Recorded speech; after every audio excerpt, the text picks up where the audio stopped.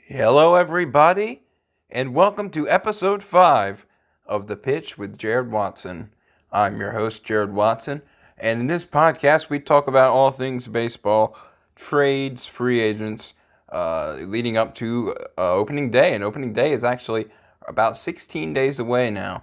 So, which I'm recording this. I try to put the podcast up on Fridays, but I'm doing this at an earlier date. So from right now where I am is about 16 days away. It'll be under 2 weeks when I put this podcast out. But anyway, opening day is coming up, and we have some more news to talk about. Surprisingly, it's a good amount actually. It's a very good amount of news, and that's what we cover in this podcast: is everything you need to know leading up to opening day and beyond. So let's start out with a couple of signings that happened this week. Let's talk about one of my favorite players, and I said this about a couple other players, but he is truly one of my favorite players in the game, and that is Mr. Adam Jones, center fielder, converted right fielder last year. But Adam Jones has signed a one-year deal with the Arizona Diamondbacks for around $3 million. Now, Jones was a longtime Oriole, and if you know me, I am a Baltimore Orioles fan. Um, he signed that big contract back in 2012, the 5-year deal worth around $80 million, which was actually pretty cheap at the time because he was leading up to an All-Star appearance, and actually he had, I think, 2 or 3 All-Star appearances as an Oriole. But anyway, he was a big deal, bigger deal than he still is right now. But Adam Jones going to the Diamondbacks on a one-year deal, and it was tough because he just signed about 2 weeks before spring training. And that's rough because some people still aren't signed yet. Some big names are still unsigned. So it's good to see Jonesy go to a team. I was afraid that if he didn't get a team, he would retire, which I didn't think was best for him. I think he still has a couple more years in him. And he said going in to free agency that he wanted a multi-year deal. That's what he was looking for. 2 to 3 years, and he wasn't going to cost you that much, but he wanted somewhere where he could finish his career and he ultimately he didn't get that, but he went on a one-year deal. Maybe he'll get his stats up this year. I mean, he's always been consistent. Adam Jones is one player who will hit 280 every year, 280 every year with at least 20 home runs every single year. He was very consistent. He's always been like that.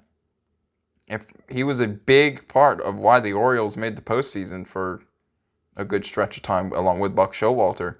I mean, you're talking about a guy who the Orioles got from the Mariners, because the Mariners drafted him originally.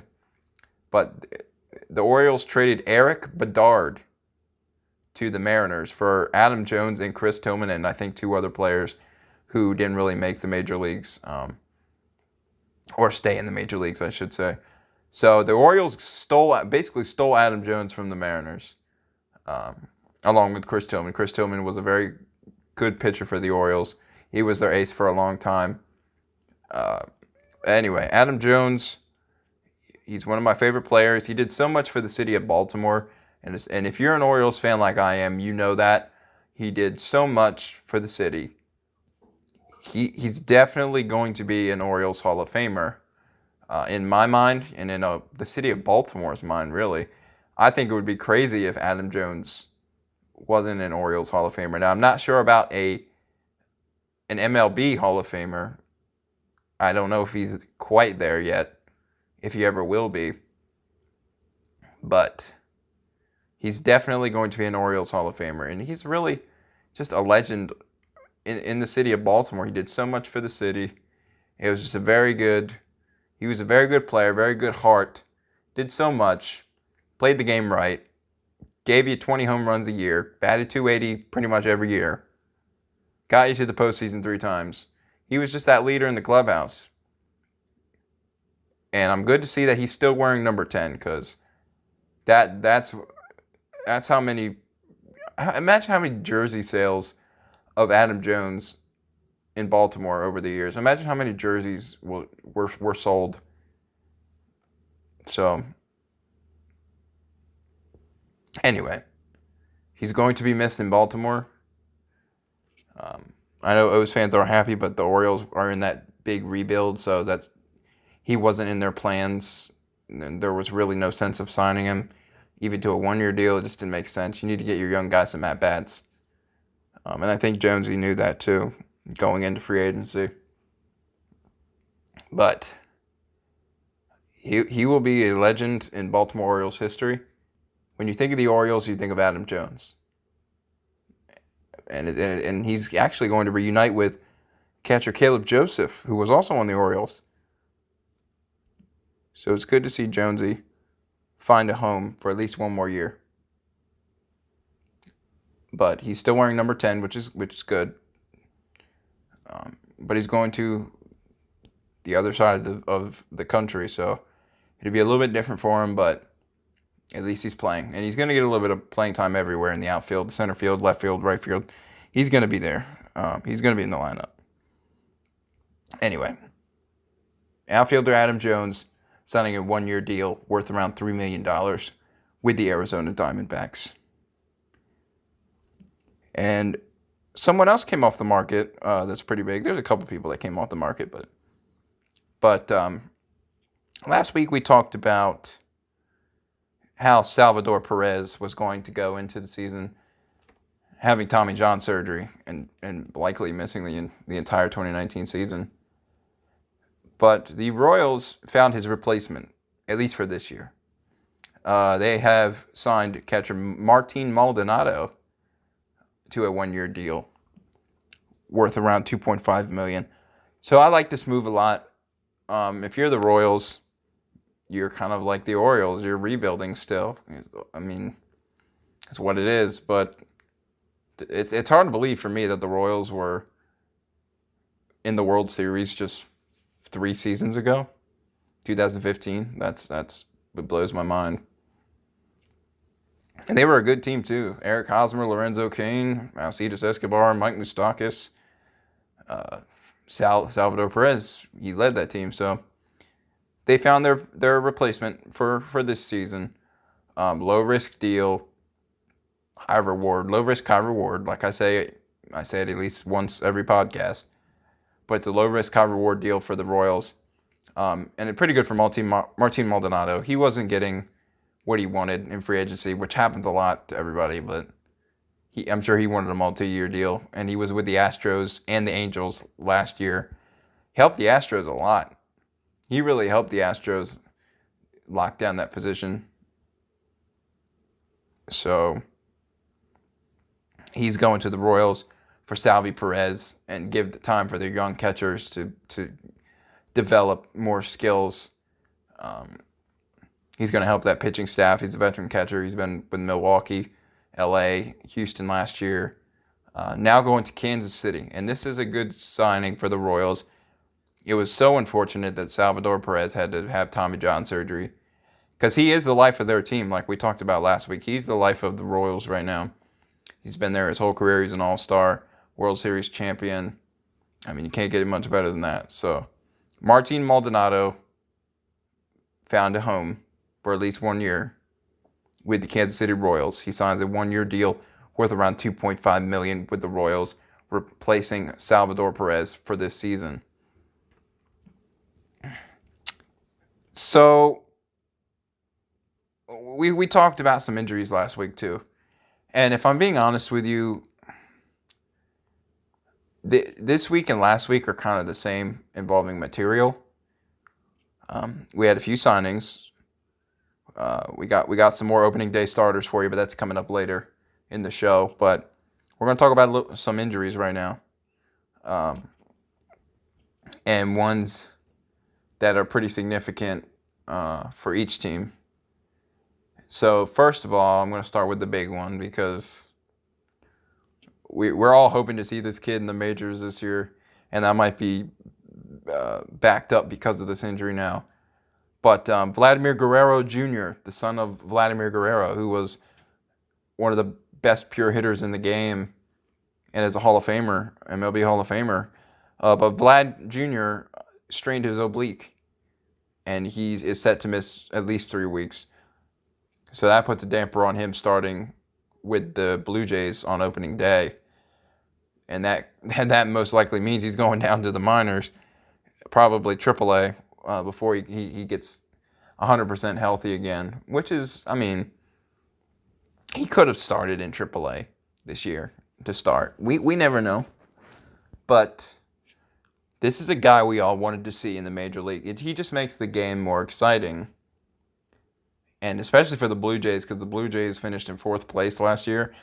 I don't know if they're really going into a rebuild per se, but they're definitely not going to be contending this year. So you want to see a little bit of a bright spot with Vlad Jr. in your lineup, but that's not going to happen, at least for the first week or two of the season, probably more. I don't see him coming up till maybe May now.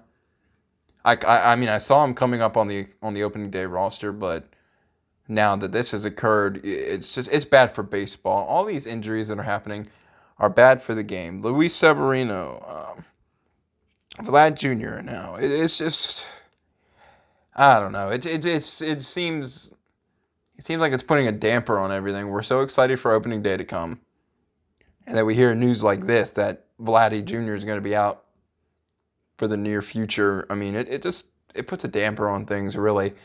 And like I told you before, I'm an Orioles fan, and the Blue Jays are in the AL East with the Orioles. I'm excited to see Vladdy Jr. come up. I want to see him. And even though he's going to be playing against my team, I want to see him because he's that good of a player. He's MLB's number 1 ranked prospect right now. Behind him are names like Fernando Tatis and Eloy Jimenez. So this really hurts, and especially Blue Jay fans, I feel bad for you because I know what having to deal with injuries, every team does. Every team has experienced a big damper injury like this. But he's going to be up in the major leagues this season, there's no doubt. So anyway, Vladimir Guerrero Jr., the number 1 ranked prospect in all of baseball, strained his oblique. And he's going to be out for the near future, at least a month, I hear. But moving on to another injury. This one I'm not as surprised about. Third baseman for the Seattle Mariners, Kyle Seager, is going to be out for the entire month of April. He had to get hand surgery. I think he dove for a ball in a spring training game against the Athletics, I believe. And just screwed his hand up. He had to get surgery. Out for April. But this isn't, if you're a Mariners fan listening to this, in which I hope people are listening in Seattle, that would be amazing. But again, please share this wherever you are, wherever you live, on YouTube, Facebook, wherever I put this. It's so easy to hit the share button. It really is. So easy. So please do that, and hopefully Seattle, you're listening. But anyway, Seager, there's always something wrong with Kyle Seager. And his brother Corey was out the entire year pretty much last year. But Kyle always seems to get hurt. He always seems to get hurt. For some reason, he's the Tony Romo of baseball, as I like to call him. Good player, consistent player. I mean, he'll give you, he's kind of like Adam Jones. He'll hit 270, 280, would give you 20 home runs. But he's always getting hurt. He's made of glass. Not good for the Mariners. I mean, now Ryan Healy will probably get some at-bats because I didn't see Ryan Healy starting for the Mariners. They totally rebuilt their team. They got rid of some big names. Robbie Cano, Gene Segura, Nelson Cruz, everybody. Mike Zunino, Guillermo Heredia. They got a lot, but they also gained some big names.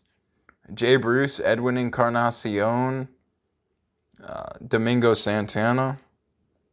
So they got some pretty big names in there still. But anyway, Kyle Seager is going to be out for a month. If you're a Mariners fan, you know how that goes. But Ryan Healy will probably get some start at third base now. He'll probably start third base on opening day for the Mariners, and which is in Japan, actually, against the Athletics. And that'll be, I think, about a week before that every team plays on opening day, which is March 28th. I think it's somewhere around March 20th or 21st, maybe the 22nd. I don't know but exactly, but Healy will probably get the starts at third, leaving that first base spot open for somebody like Jay Bruce or Edwin Encarnacion. But anyway, Kyle Seager is going to be out for at least the month of April with a hand issue. Kyle, hope you get better, buddy. Like I said earlier, it's not good for baseball when people get hurt. Big names get hurt. Anyway, Kyle Seager out for April with a hand injury. It is officially that time, everyone. It is your 1 minute buzz on the pitch with Jared Watson. So the San Diego Padres have bolstered their bullpen as they signed lefty reliever Sammy Solis to a minor league deal. Solis was released by the Washington Nationals just a few weeks ago, and he was looking for a new home. And San Diego is bolstering their bullpen. They got Adam Warren, and it just seems like their bullpen's getting better and better each time. So Solis to San Diego. But after releasing Solis, the Washington Nationals got Tony Sipp, a former Houston Astro lefty reliever, 1 year, $1.25 million with a mutual option for 2020, low risk, high reward deal for the Washington Nationals. And it's official, Mike Moustakas will play second base for the Milwaukee Brewers this season. He is a much better defender than Travis Shaw, so Shaw would most likely be at third this year instead of trying to put him at second base. And that was your 1 minute buzz on the pitch with Jared Watson. So now we got some opening day starters for you as we did last week. I'm telling you, this list, it's pretty much the same as last week, but we just got some new names. Some we figured were going to be starting opening day. Some were obvious. Justin Verlander is going to start for the Houston Astros on opening day. Aaron Nola for the Phillies. He's going to start on opening day for the Phils. Blake Snell, the American League Cy Young Award winner, is going to start for the Rays. And actually, the Rays are playing Houston on opening day. That'll be a very interesting game. The American League Cy Young winner, Blake Snell, facing off against one of the best pitchers in the game, Justin Verlander. That's going to be a really good one. And Max Scherzer, obviously, starting for the Nationals. Mad Max, as they call him. The dude is just unhittable. Max Scherzer is probably my favorite pitcher in the game. And actually, the Phillies are going to play the Nationals on opening day. So you'll get to see Aaron Nola versus Max Scherzer. That'll be a good one. That'll be a pitcher's duel.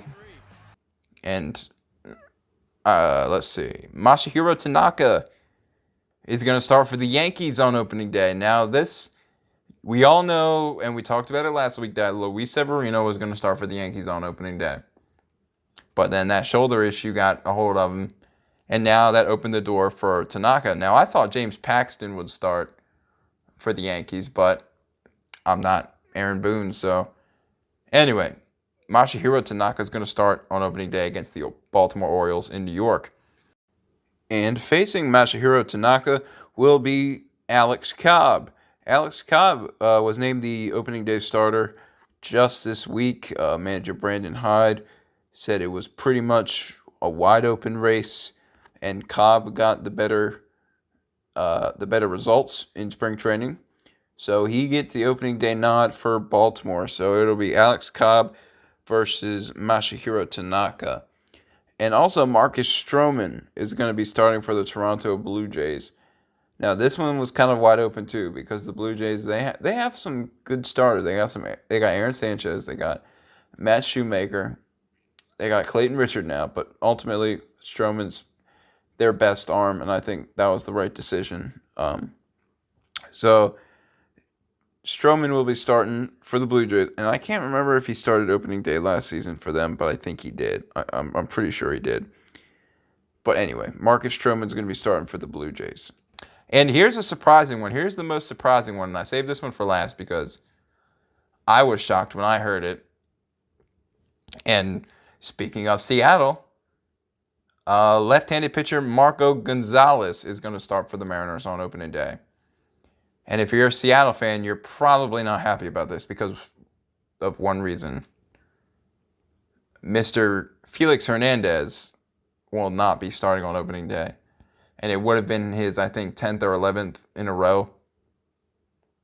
So that hurts for the Mariners. You want to see King Felix out there to start your season, but to be honest with you, he hasn't been as consistent the last few years. He's kind of gone downhill. I don't consider him an ace anymore. You had your ace last year with James Paxton, but then you know how that went. But Marco Gonzalez, he's a young up-and-comer left-hander, so that's pretty good news for the Mariners.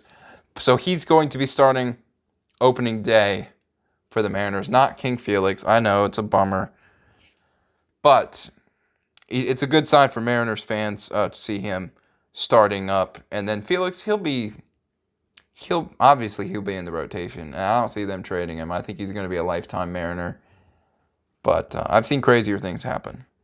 So those are your opening day starters for this week. So I think I'm going to cut this episode a little short this week. Normally I try to do around 30 to 45 minutes of content for you guys. But this week I was actually suffering from the flu. Not very fun. But I tried to keep this week's episode going and on time, because it's important for you guys, especially baseball fans out there, to know what's happening around the league every week. So if my voice sounded a little off this week, that is why. But it happened at the beginning of the week, totally out of the blue. So that's kind of why I sounded a little weird this week. But I'm going to cut it a little short. There have been some new rule changes around the league that we'll dive deeper into in next week's episode, including the number of mound visits you can do in a game, pitch clock, at least 3 batters for each pitcher. But we'll get into all that next week.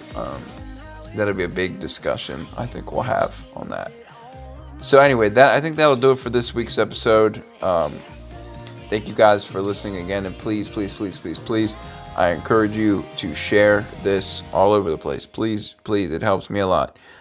Whether you see this on YouTube or whether you see this on Facebook, it doesn't matter. Please hit that share button, and then tell your friends to share, and then let them know to tell their friends to share as well. So thank you guys again for listening. This has been episode 5 of The Pitch with Jared Watson. I'll see you all next week. God bless.